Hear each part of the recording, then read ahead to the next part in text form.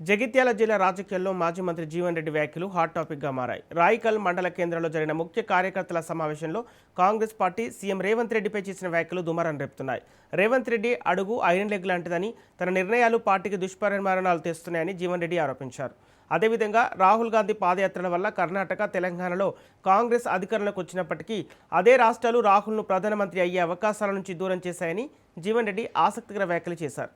చివరిగా కార్యకర్తలను ఉద్దేశించి, నా భవిష్యత్తు మీ చేతుల్లో ఉంది, నాకు అండగా నిలబడి ఆశీర్వదించండి అంటూ భావోద్వేగంగా ప్రయాణం కలిసి కొనసాగుతుందంటూ జీవన్ రెడ్డి పిలుపునిచ్చారు.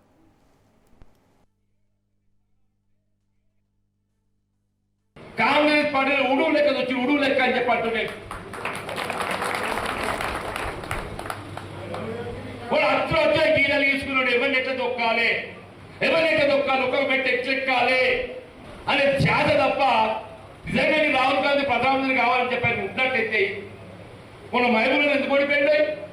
మహబూబ్ నగర్ లో ఇదే రేవంత్ రెడ్డి గారు ప్రాతినిధ్యం వహిస్తున్న కొడంగల్ నియోజకవర్గం ఉన్నదా? మహబూబ్ పార్లమెంట్ గెలవద్దే. ఈ మల్కాజ్గిరి ప్రాతినిధ్యం వహిస్తే పార్లమెంట్ 7 అసెంబ్లీ స్థానాలు ఉంటే 7 గెలవడు పీకిపో. అది ఐరన్ లేక్ అంటారు కదా, వాడు శాస్త్రం ఉంటాడు. ఐరన్ లేక్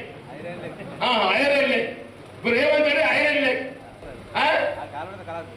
కథ మీకు బాయ్ మాత్రమే.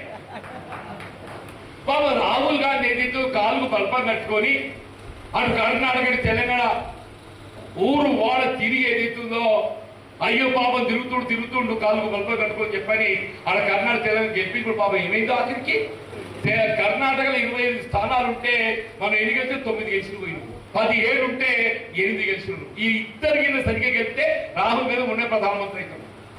రాహుల్ గాంధీ గారు ప్రధానమంత్రి కాలేకపోవడానికి కారణం అనే కాలు బల్పం కట్టుకొని గెలిపించిన కర్ణాటక రాష్ట్రం, ఇంకా తెలంగాణ రాష్ట్రం ఇద్దరు పుణ్యాత్మలు ఏదైతుందో వాళ్ళ సుఖం కోసం, వాళ్ళ అధికారం కొరకు ఏదైతుందో రాహుల్ గాంధీ గారిని పని పెట్టిందని చెప్పండి.